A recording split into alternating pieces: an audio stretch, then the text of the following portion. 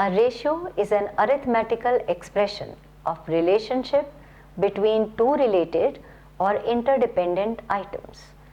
Ratio analysis is a technique of analyzing the financial statements by computing ratios.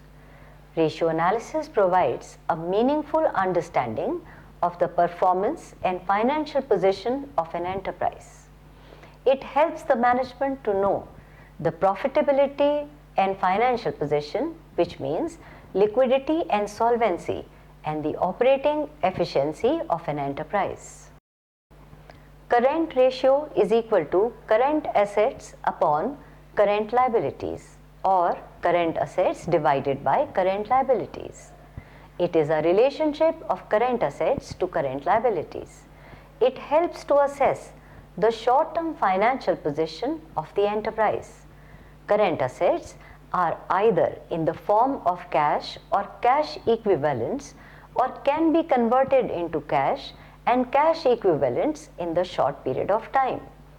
Current liabilities are liabilities repayable in short time. Current ratio of 2:1 is considered satisfactory. 2. Liquidity ratio or quick ratio or acid test ratio is equal to liquid assets or quick assets divided by current liabilities. It is a relationship of liquid assets to current liabilities. Quick assets are equal to current assets minus stock plus prepaid expenses. Quick ratio of 1:1 is usually considered favorable. Stock is excluded from liquid assets because it may take some time before it is converted into cash. Prepaid expenses do not provide cash and are excluded from liquid assets. The first example is XYZ Limited has furnished the following information regarding its current assets and current liabilities. The current assets are cash 5,000, debtors 29,000, bill receivables 5,000, marketable securities 15,000, stock 52,000, prepaid expenses 2,000. The total is 1,08,000. The current liabilities are sundry liabilities at 3 lakhs. The current liabilities are sundry liabilities at 30,000, bills payable at 16,000, outstanding expenses at 8,000. The total is 54,000. We need to calculate the current ratio and liquid ratio and comment on liquidity of the company. The current ratio is given by current assets divided by the current liabilities, which is rupees 10 lakh. The current ratio is given by current assets divided by current liabilities, which is given as 1,08,000 divided by rupees 54,000, which is 2:1. The liquid ratio is liquid assets divided by current liabilities, which is rupees 54,000 divided by 54,000, which is 1:1. Current ratio is 2:1 and liquid ratio is 1:1, which are considered as satisfactory and are ideal ratio. The second example. Current liabilities of a company are rupees 3 lakh. Its current ratio is 3:1 and liquid ratio is 1:1. Calculate the value of stock assuming that the only other current asset is stock. The solution. Current ratio is given by current assets divided by current liability, which is 3 equal to current assets divided by 3 lakh. The current assets is 9 lakh rupees. The liquid ratio, which is 1:1, is given by liquid assets divided by current liability. Therefore, 1 equal to liquid assets divided by 3 lakh. The liquid assets are 3 lakh rupees. Stock is equal to current asset minus liquid assets, which is 9 lakh minus 3 lakh, which is 6 lakh rupees. The third example. From the following, we need to calculate the debt equity ratio. 10,000 equity shares of rupees 10 each will give you 1 lakh rupees. The general reserves are at 45,000, accumulated profits at 30,000, debentures at 75,000. Sundry trade creditors is 40,000, outstanding expenses is 10,000. The solution for this is debt equity ratio is equal to debt divided by equity, which is rupees 75,000 divided by rupees 1,75,000, which is 3:7 or 0.43:1. Equity equal to equity plus general reserves plus accumulated profits, which gives us 1 lakh plus 45,000 plus 30,000, which is 1 lakh 75,000. Example 4. From the following balance sheet of XYZ Limited for the year ended 31st March 2014, we need to calculate the total assets to debt ratio and proprietary ratio. The liabilities are equity share capital at rupees 20,000. The liabilities are equity share capital at rupees 2 lakh, 10% debentures at 1 lakh, bills payable at 10,000, creditors at 40,000. The total is 3 lakh 50,000. The assets on the other hand are cash at bank rupees 20,000, debtors at 30,000, closing stock of 80,000, fixed assets of 22,000. The total assets is 3 lakh 50,000. The solution for this is total assets to debt ratio is total assets divided by long term debt, which is rupees 3 lakh 50,000 divided by rupees 10 lakhs, which is 3.5 is to 1. The proprietary ratio is given by proprietor's fund divided by total assets, which is rupees 20 lakh divided by rupees 3 lakh 50,000, which is 4 is to 7 or 0.571 is to 1. Example 5. The balance sheet of XYZ company is given below. The liabilities are equity share capital, which is 250 lakhs, the general reserve at 280 lakhs, the profit and loss account current year shows 30 lakhs, the secured loans in the long term is 300 lakhs, the secured loan in short term is 360 lakhs, the creditors stand at 150 lakhs and the other liabilities at 30 lakhs. The net liabilities are 1400 lakhs. The assets in lakhs are fixed assets at 400, investment at 50, stock at 460, debtors at 460, cash in hand 10, miscellaneous expenditure not written off is 20. The net assets are 1400 lakhs. The additional information is from the profit and loss account, rupees 90 lakhs were transferred to general reserve during the year. Interest cost amounted to rupees 120 lakhs. Taxation is at 40%. You are required to calculate the debt equity ratio, the current ratio, the interest coverage ratio. The current ratio is given by current assets divided by current liabilities, which is rupees 930 lakhs divided by rupees 540 lakhs, which is 1.73. The debt equity ratio is given by debt divided by equity, which is rupees 300 lakhs divided by 560 lakhs, which is 0.54. The interest coverage ratio is EBIT, which is earnings before interest and tax divided by interest, is equal to rupees 320 lakhs divided by rupees 120 lakhs, which gives us 2.66.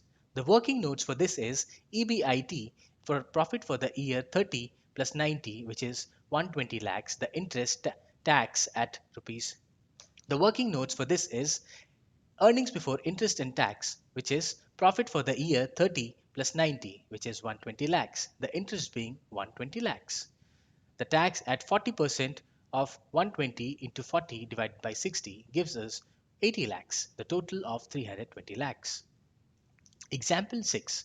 Opening stock rupees 29,000, closing stock rupees 31,000, sales rupees 3 lakh, gross profit 25% on cost, and calculate opening stock of rupees 29,000, closing stock of rupees 31,000, the sales of rupees 3 lakh, the gross profit is 25% on cost. We have to calculate the inventory turnover ratio. The solution for this is inventory turnover ratio, which is given by cost of goods sold divided by average stock. Let cost of goods sold be X. Gross profit will be 25% of X, that is X by 4. Cost of goods sold plus gross profit equal to sales, which is X plus X divided by 4 is equal to 3 lakh. In that case, X equal to 2 lakh 40,000. Average stock is equal to opening stock plus closing stock divided by 2, which is rupees 29,000 plus rupees 31,000 divided by 2, which is 60,000 divided by 2, which gives us 30,000. The inventory turnover ratio in this case is now rupees 24.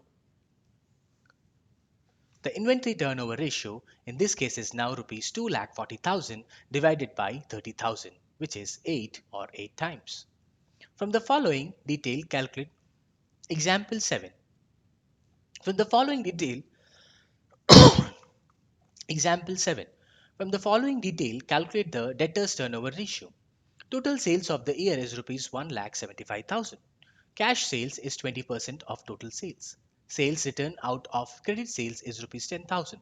Sundry debtors opening balance is rupees 8,000 and the closing balance is rupees 12,000. We need to calculate the debt turnover ratio. It can be calculated as debt turnover ratio is given by net credit sales divided by average debtors. Net credit sales equal to total sales minus cash sales minus sales return, which is rupees 1,75,000 minus rupees 35,000, which is 25. Net credit sales is total sales minus cash sales minus sales return, which is rupees 1,75,000 minus 35,000 minus rupees 10,000, which is rupees 1,30,000. Average debtor is equal to opening debtor plus closing debtors divided by 2, which is rupees 8,000 plus 12,000 divided by 2, which is rupees 10,000. Debtor turnover ratio is rupees 1,30,000 divided by 1000, which is 13 or 13 times. Example 8. Opening sundry creditors rupees 80,000. Opening payable rupees 3,000. Closing sundry creditors rupees 1 lakh. Closing bills payable rupees 17,000. The purchases at rupees 14 lakh. Cash purchases rupees 14 lakh. Cash purchases rupees 5 lakh. Purchase returns rupees 1 lakh. We need to calculate the creditors turnover ratio. Creditors turnover ratio is net credit purchases divided by average creditors, which is net creditor purchase. The solution for this is creditor turnover ratio, which is given by net creditor purchase. The solution for this is creditors turnover ratio, which is given by net credit purchases divided by average creditors. Net credit purchases is given by purchases minus cash purchases minus purchase returns, which is rupees 14 lakh minus rupees 5 lakh minus rupees 1 lakh, which is rupees 8 lakhs. Average creditors is opening creditors.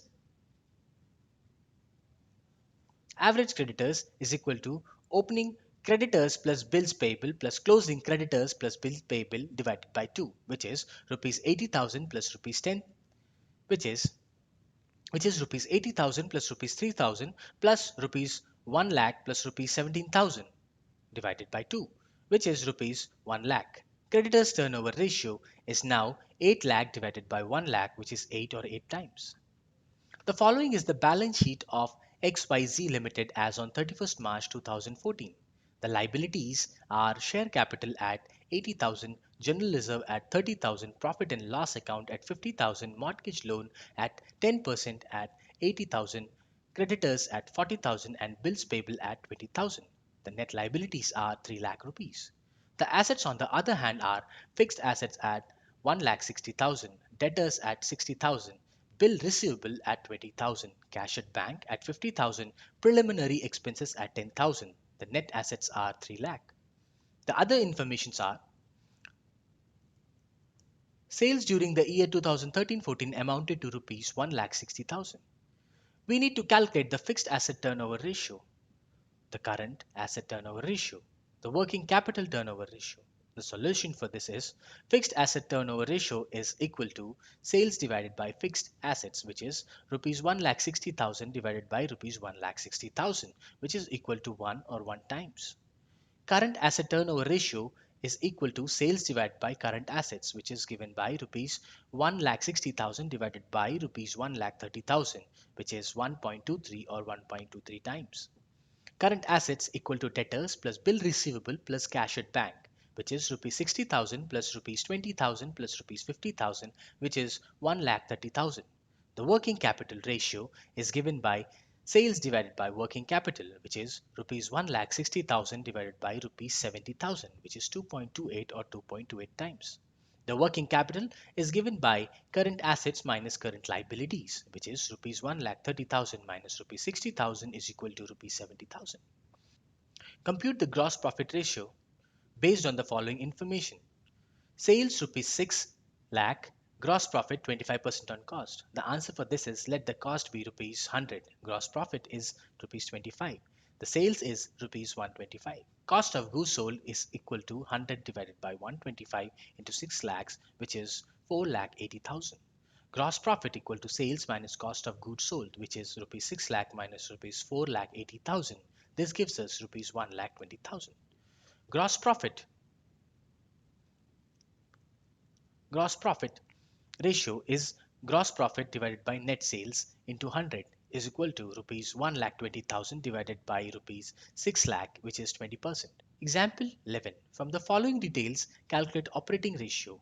Cost of goods sold is rupees 6 lakh, operating expenses is 40,000, sales is 8 lakh 20,000 rupees, and sales return is rupees 20,000. The solution for this is operating ratio is equal to cost of goods sold plus operating expenses divided by net sales into 100. Rupees 6 lakh plus rupees 40,000 divided by 8 lakh into 100, which is 80%. Example 12. Gross profit ratio of a company was 25%. Its cash sales were rupees 20 lakh and its credit sales were 90% of the total sales. If the indirect expenses of the company were rupees 20,000, calculate its net profit. The solution for this is total sales equal to cash sales plus credit sales. Cash sales equal to 2 lakh. The credit sales is 90% of total sales. The total sales equal to cash sales into 100 divided by 10, which is rupees 2 lakh into 100 divided by 10, which is 20 lakhs. Gross profit equal to rupees 20 lakh into 25%, which is 25 by 100 equal to 5 lakh. Net profit equal to gross profit minus indirect expenses, which is rupees 5 lakh minus 20,000, which is rupees 4,80,000. Net profit ratio is net profit ratio is net ratio divided by net sales equal to rupees 4,80,000 divided by rupees 20 lakhs into 100, which is 24%. Example 13. Following is the balance sheet of XYZ Limited. Example 13. Following is the balance sheet of X Limited as on 31st March 2014. The liabilities are as follows. The share capital of 20 lakh, the reserve at 5 lakh, the 10% loans at 10 lakh, current liabilities at 15 lakh, and profit for the year at 5 lakh. The net liabilities are 55 lakhs. The assets on the other hand are fixed assets net at 29 lakhs, current assets at 25 lakhs, and underwriting commission at 10 lakh. The net assets are 55 lakhs. We need to find out the return on capital employed. Solution. Profit before interest is profit as stated, which is 5 lakh. Addition.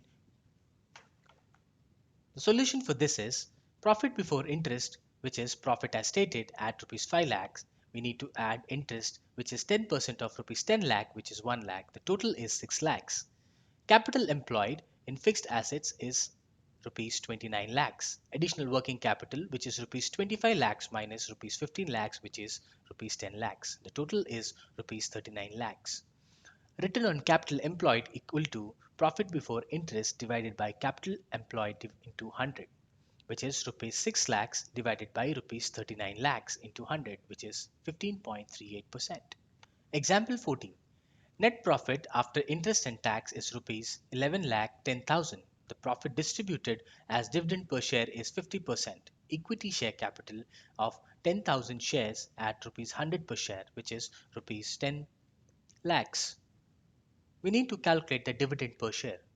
The dividend per share or DPS is given by profit distributed as equity divided by the number of equity shares, which is rupees 5,55,000 divided by rupees 10,000, which is rupees 55.5. The example 15. The capital of Everest Company Limited is as follows. 9% preference share of rupees 10 each, which is at 30 which is at 30,000 rupees, which is at 3 lakh rupees. Equity share of rupees 10 each at 8 lakh rupees. Example 15. The capital of Everest Company is as follows. 9% preference share of rupees 10 at 3 lakh, equity share of rupees 10 each at 8 lakh, which is the total is 11 lakhs. The accountant has ascertained the following information. Profit after tax at 60% per annum is 2,70,000. Equity dividend paid at 20% is 60,000. market price per equity share is 40, we are required to calculate the following. Earnings per share, price earnings ratio. Earnings per share is given by net profit after preference dividend divided by number of equity share, which is rupees 20, which is rupees 2,70,000 minus rupees 27,000 divided by rupees 80,000, which is rupees 3.0375. Price earning ratio is given by market price per share divided by earning per share, which is rupees 40 divided by rupees 3.0375, which is 13.16.